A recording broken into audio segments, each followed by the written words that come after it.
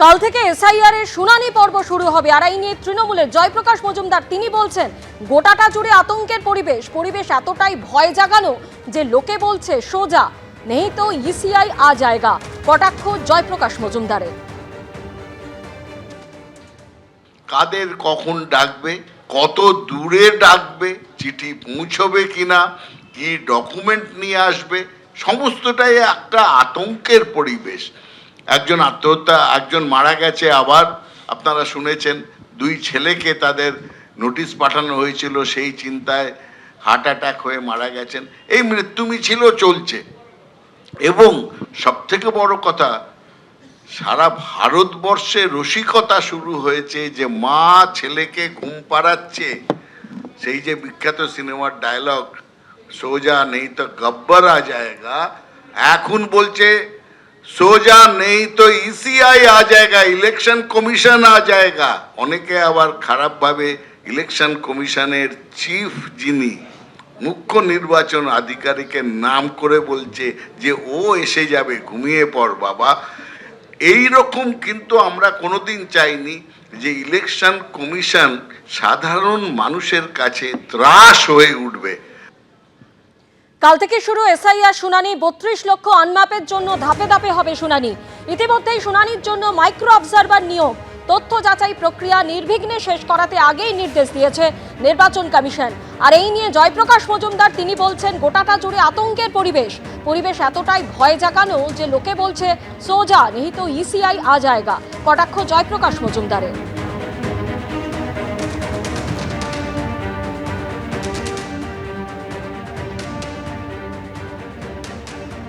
এখন কি ছবি, আরো একবার সরাসরি চলে যাব আমাদের প্রতিনিধি অনির্বাণ বিশ্বাসের কাছে। অনির্বাণ, দেখো এখনো পর্যন্ত কিন্তু বেগবাগান মোড়ে সেখানে কিন্তু এই বিক্ষোভ কর্মসূচি, সেই বিক্ষোভ কর্মসূচি চলছে এবং এখানে যারা হিন্দু সংগতির কর্মীরা রয়েছেন, হিন্দু সংগতির তরফে যেমনটা বলা হয়েছিল যে বাংলাদেশের ডেপুটি হাই কমিশনারের কাছে তারা তাদের যে দাবি দেওয়ার যে কাগজ, সেই কাগজ তারা জমা দেবেন এবং নিজেদের দাবি দেওয়াগুলো সেখানে রাখবেন। যদিও বেরিয়ে আসার পর তারা যা জানিয়েছেন যে সংখ্যালঘুদের উপর বাংলাদেশে যে নির্মম অত্যাচার চলছে, সেই অত্যাচার সহ একগুচ্ছ যে দাবি দেওয়া, সেই দাবি দেওয়া তারা জানিয়ে এসছেন এবং বাংলাদেশ ডেপুটি হাই কমিশনের তরফে তাদেরকে জানানো হয়েছে যে তারা গোটা বিষয়টি সংশ্লিষ্ট যে জায়গায় রয়েছে সেখানে তারা পৌঁছে দেবেন।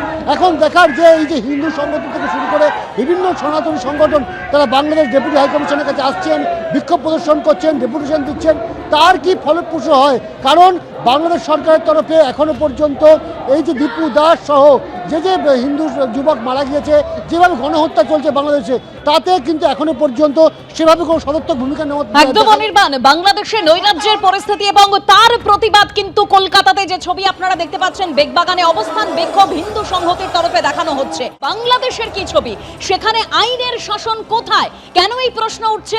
কারণ দীপু দাসের ঘটনা আমরা জানি, কিভাবে পিটিয়ে খুন করার পর আগুন ধরিয়ে দেওয়া হয়েছিল তার দেহে, আর এরপর গতকাল অমৃত মণ্ডল নামে আরো এক যুবককে পিটিয়ে খুন করা হয়েছে। রাজবাড়িতে খুন হলেন 29 বছরের অমৃত মণ্ডল ওরফে সম্রাট। তোলাবাজির অভিযোগ তুলে হিন্দু যুবককে ফের হত্যা। আর এই অমৃত মণ্ডলকে যেভাবে হত্যা করা হয়েছে তার বিরুদ্ধে একাধিক অভিযোগ ছিল এমনটাই জানা যাচ্ছে। আগ্নেয়াস্ত্র সহ গ্রেপ্তার নিহত অমৃত মণ্ডলের সঙ্গী দাবি পুলিশের। পুলিশ সূত্রে দাবি, হোসেনডাঙ্গা পুরাতন বাজার এলাকার এক ব্যক্তির কাছ থেকে তোলা দাবি করেন সম্রাট। অভিযোগ, রাজি না হওয়ায় দলবল নিয়ে গিয়ে তার বাড়িতে চড়াও হন তিনি। সেই সময় আশেপাশের লোকজন ছুটে আসে, সম্রাটকে বেধড়ক মারধর করা হয়। ঘটনাস্থলেই তার মৃত্যু হয়।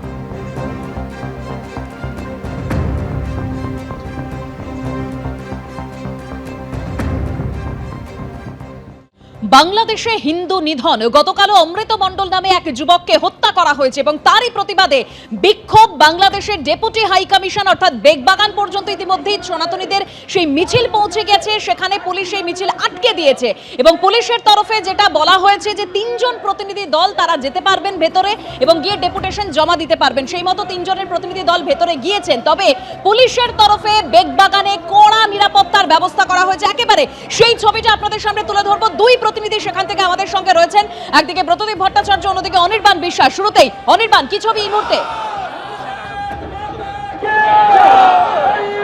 দেখো এই মুহূর্তে হিন্দু সংগঠির তরফ থেকে কিন্তু একেবারে রাস্তায় বসে পড়ে বিক্ষোভ দেখানো হচ্ছে। 3 প্রতিনিধি তারা বাংলাদেশ ডেপুটি হাই কমিশনের ভেতরে প্রবেশ করেছে এবং তাদের যে দাবি, যে তাদের দাবি দেওয়া সম্পন্ন যে প্রতিলিপি রয়েছে সেই কাগজ, সেটাকে কিন্তু রিসিভ করতে হবে। রিসিভ না করা পর্যন্ত তারা রাস্তাতেই বসে থাকবেন, এখানেই ধর্ণা কর্মসূচি চালাবেন এবং স্লোগান শাউটিং চলবে। তাদের যেটা বক্তব্য, যেভাবে বাংলাদেশে হিন্দুদের উপর একের পর হিন্দু যুবককে খুন করা হচ্ছে, তারই প্রতিবাদে তারা কিন্তু এখানে বিক্ষোভ কর্মসূচিতে অংশ নিয়েছেন এবং তাদের বক্তব্য যে বাংলাদেশকে অবিলম্বে দীপু দাস হোক বা অমৃত মণ্ডল, যারাই মারা যাচ্ছেন কিনা তাদের পিছনে যারা জড়িত রয়েছে তাদেরকে উপযুক্ত শাস্তির ব্যবস্থা করতে হবে এবং সর্বোচ্চ শাস্তি দিতে হবে। স্বাভাবিকভাবে এই মুহূর্তে আমরা দেখতে পাচ্ছি যে হিন্দু সংগঠনের তরফ থেকে বেগবাগান মোড়ে এসে তারা অবস্থান বিক্ষোভ করছে। যদিও পুলিশের তরফ থেকে বড় ব্যারিকেড করা হয়েছে, 23 তারিখে যে ঘটনা ঘটেছিল সেই ঘটনা যাতে পুনরাবৃত্তি না হয়, কলকাতা পুলিশের তরফ থেকে কিন্তু এই মুহূর্তে বড় ব্যারিকেড করা হয়েছে যাতে কোনো বিক্ষোভকারী সামনে এগিয়ে যেতে না পারে এবং আন্দোলনকারীদের বক্তব্য যে তারা পুলিশকে কোনো বিড়ম্বনার মধ্যে ফেলতে চান না।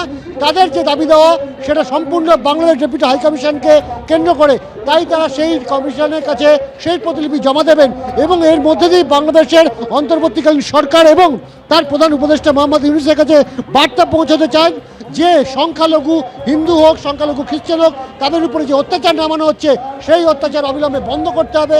না হলে কিন্তু কলকাতা শহরে এই ধরনের বিক্ষোভ বাংলাদেশ ডেপুটি হাই কমিশনকে কেন্দ্র করে তা কিন্তু ক্রমাগত বেড়ে চলবে। এই মুহূর্তে যে 3 জন প্রতিনিধি গেছেন তাদের যে বক্তব্য ফিরে আসার পর তারা শুনবেন, তারপরে কিন্তু তারা এই অবস্থান কর্মসূচি বা বিক্ষোভ কর্মসূচি থেকে পিছু হটবেন।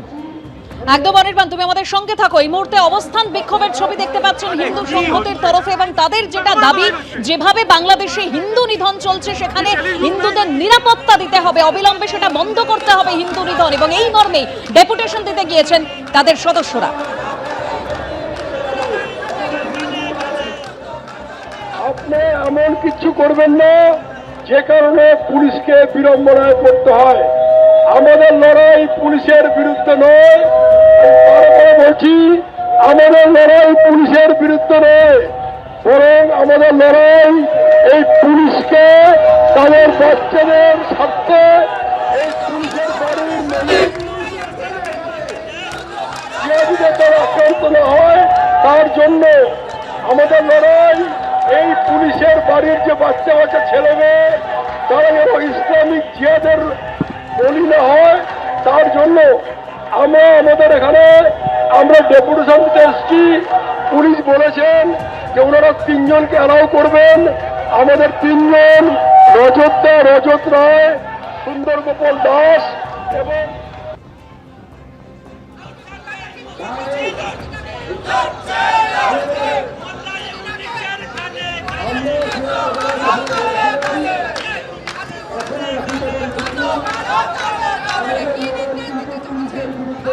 এবিপি আনন্দ, এগিয়ে থাকে, এগিয়ে রাখে।